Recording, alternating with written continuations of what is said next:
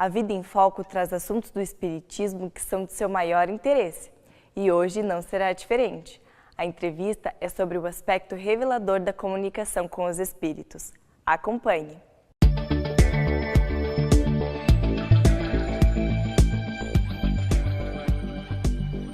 Olá, prazer imenso estarmos juntos mais uma vez no programa Vida em Foco. A nossa entrevista de hoje é com Alessandro Figueira, servidor público estadual, vice-presidente da União Regional Espírita Metropolitana Norte, na região de Curitiba.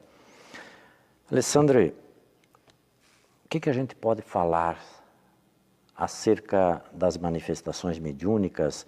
Elas apresentam um aspecto revelador para a humanidade. Qual é a visão que você pode nos trazer acerca desse tema?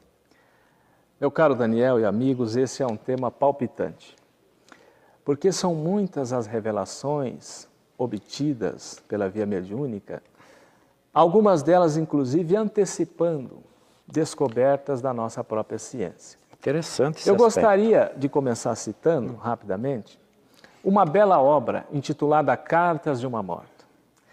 Essa obra, recebida mediunicamente, é ditada pelo espírito de Dona Maria João de Deus. Dona Maria João de Deus é a mãe de Francisco Cândido Xavier. Ela foi na Terra uma singela lavadeira. Desencarnou ainda jovem, deixando 9 filhos, dentre eles o nosso Chico, que contava 5 anos de idade.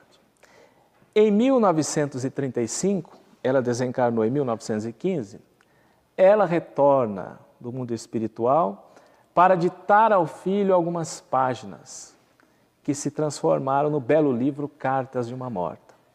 E ali, além de relatar as suas impressões acerca desta transição da vida corporal à vida espiritual, o que ela sentiu, quais foram as suas dificuldades de adaptação à nova vida, ela faz algumas revelações muito peculiares.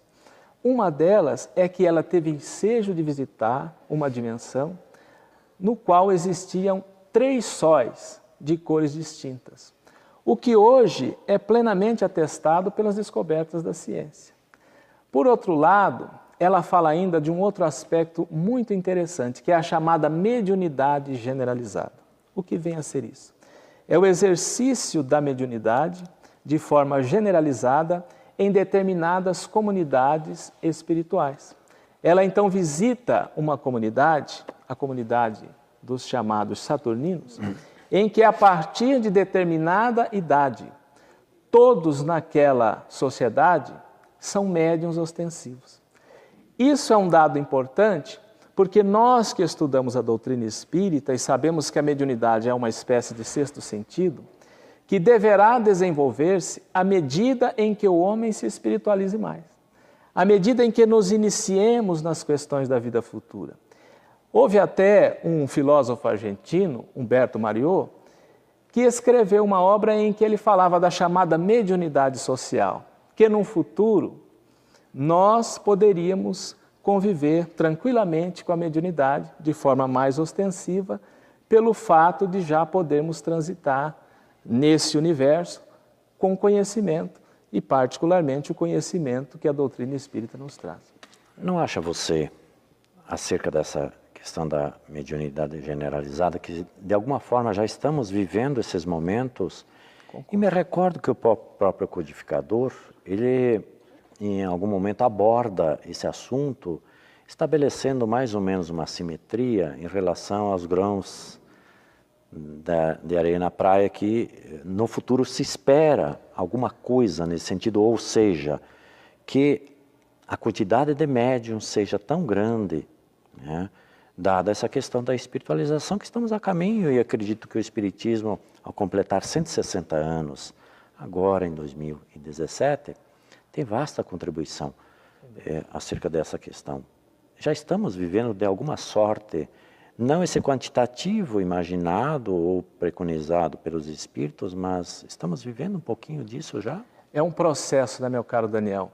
Nós podemos compreender que à medida em que nós vamos nos espiritualizando, vamos nos abrindo um pouco mais para compreender essas questões, vamos tratando delas com mais naturalidade. Porque hoje, não obstante esses fenômenos ocorram, não só no seio das diversas doutrinas, mas daqueles que também podem não professar nenhuma doutrina, ainda há muito tabu para tratar dessas questões. O Espiritismo veio esclarecer tudo isso. E, naturalmente, à medida em que ele tem uma penetração social maior, esses temas vão se tornando mais comuns, eles vão passando a fazer mais parte da nossa pauta. Mas as manifestações dos Espíritos estão aí, são um fato concreto. Muitas vezes nós não as captamos de forma ostensiva por aquela natureza refratária da mediunidade que tem componentes orgânicos. Mas o que não quer dizer que não soframos tais influências. No dia a dia, nas nossas relações, sintonizamos automaticamente com os Espíritos. Mas eu gostaria de pontuar ainda um aspecto importante nesse campo das revelações. Há uma bela obra chamada Testemunhos de Chico Xavier. Obra que foi organizada pela nossa Sueli Caldas Schubert, uma grande trabalhadora, estudiosa do nosso movimento espírita. Essas obras contêm cartas que foram remetidas por Chico Xavier ao então presidente da Federação Espírita Brasileira, Vantuil de Freitas, que era uma pessoa de profunda confiança do Chico. E ali Chico revela alguns dados muito interessantes do seu processo de psicografia e particularmente o seu encontro com o espírito André Luiz, que ocorreu por volta do ano de 1941. André Luiz foi apresentado ao Chico por Emmanuel, seu benfeitor espiritual. E foram cerca de 2 anos, 2 anos de preparação, de adaptação entre o médium Chico Xavier e o espírito, a fim de que ele pudesse, então, André Luiz, nos trazer aquelas belas impressões do mundo espiritual naquela célebre coleção da vida no mundo espiritual, que começou com o Nosso Lar, cujo prefácio é de 3 de outubro de 1943. Tudo bem. Nós precisamos ir para um rápido intervalo, mas vou deixar uma questão para reflexão logo após, acerca do exercício da mediunidade nas dimensões espirituais. Fique conosco, já retornamos, um instante só. O intervalo é breve, logo retornaremos com o segundo bloco da entrevista. Até já!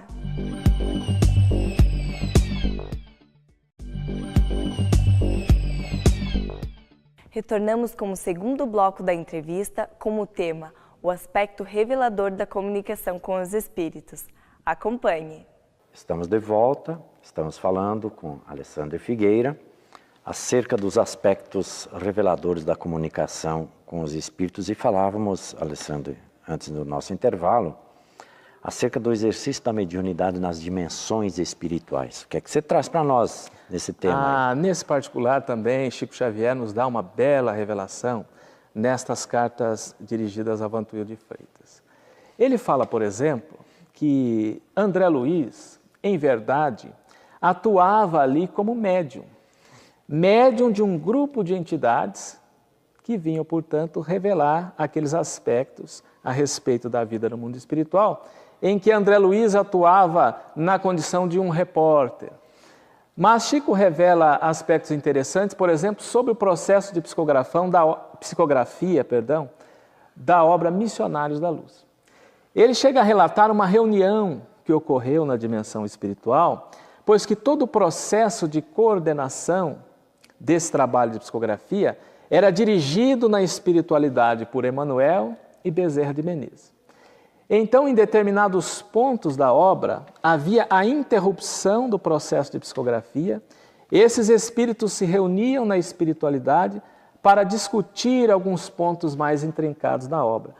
Particularmente aquele capítulo 13, que trata a respeito da reencarnação. E só depois de chegarem a um consenso é que a psicografia era retomada. Um outro dado importante é que, por exemplo, quando Chico recebeu algumas obras ligadas à literatura infantil, as primeiras obras, daquele espírito que se identificava com o pseudônimo de Veneranda, esse espírito era considerado um espírito de alta elevação. Somente Veneranda e o governador da colônia haviam tido o ensejo de estar com Jesus. E ela havia recebido uma condecoração na dimensão espiritual, a chamada honra ao mérito de serviço, por ter atingido a expressiva marca de 1 milhão de bônus horas de serviço dedicados ao próximo. Então esse espírito também psicografou por Chico Xavier obras ligadas à literatura infantil. E essas psicografias, na verdade, revelavam conteúdos de evangelização espiritual que era empregado na própria colônia Nosso Lar.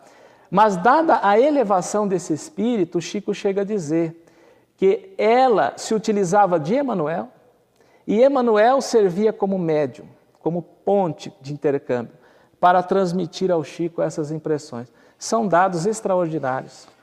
De fato, o que você está nos trazendo, Alessandrina, cabe uma reflexão para nós aqui, né? De imaginar que o mundo espiritual, por se constituir o mundo da verdade, ele tem todo o cuidado, é nesse sentido, quem sabe, que se extraia a lição de também decidir sobre a oportunidade de informações que devam chegar à própria humanidade, como é o fato que você nos trouxe acerca das revelações científicas, das quais algumas delas foram trazidas pelo Chico e também pelo espírito chamado André Luiz.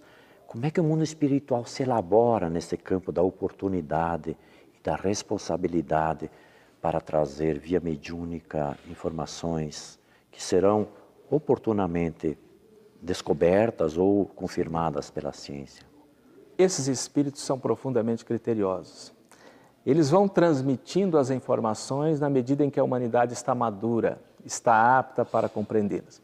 Isso ocorreu com o próprio surgimento do Espiritismo, como algumas obras que foram elaboradas pelo próprio Allan Kardec, em que ele muitas vezes aguardava essa autorização do mundo espiritual para dar publicidade. Foi assim, por exemplo, com o Evangelho segundo o Espiritismo, cuja publicidade só foi dada a partir do momento em que ele recebe aquela mensagem belíssima do Espírito Verdade, que foi colocada como prefácio da obra.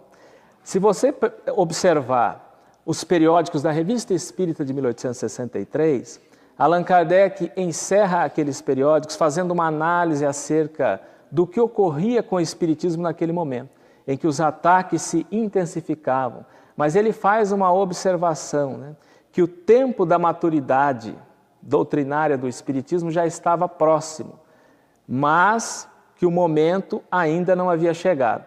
Então, no mês seguinte, em janeiro, porque aí estamos em dezembro de 1863, ele recebe essa comunicação do Espírito Verdade, que foi colocada como prefácio do Evangelho segundo o Espiritismo. Só aí ele entrega os manuscritos da obra ao editor Didier, para quem abriu o livro, o Evangelho segundo o Espiritismo, fosse publicado. Estamos falando aqui do aspecto revelador das comunicações. Te pergunto, Alessandro, para cerca de 1 minuto, 1 minuto e 30, fazer a sua reflexão, se essas comunicações, elas ajudam o homem, não de gênero, mas de espécie, a evoluir, retirar dessas comunicações, dessas obras belíssimas, cheias de conteúdo ético, moral, legados à humanidade, através desses médiuns notáveis que nos referimos há pouco e outros tantos, se nós temos condições de também nos apropriarmos de conteúdos intelecto-morais a partir das revelações que eles vêm nos trazer. Essas obras são verdadeiros tratados de educação espiritual, porque a educação espírita não é uma educação convencional para o homem terreno, é para o ser integral, para o aqui e para o além. Então, nesse particular, essas obras são profundamente consubstanciosas de elementos que nos permitem o nosso processo de educação. Emmanuel, na bela obra Nos Domínios da Mediunidade, usa uma expressão: não há aperfeiçoamento da mediunidade sem acrisolamento da personalidade, ou seja, sem a depuração desses nossos valores intelecto-morais. E Allan Kardec diz: não estranhem os adeptos do Espiritismo a expressão instrução. E para arrematar, diz o Espírito Verdade: espíritas, amai-vos, espíritas, instruí-vos. Jesus Cristo é o vencedor do mal, sede vós os vencedores da impiedade.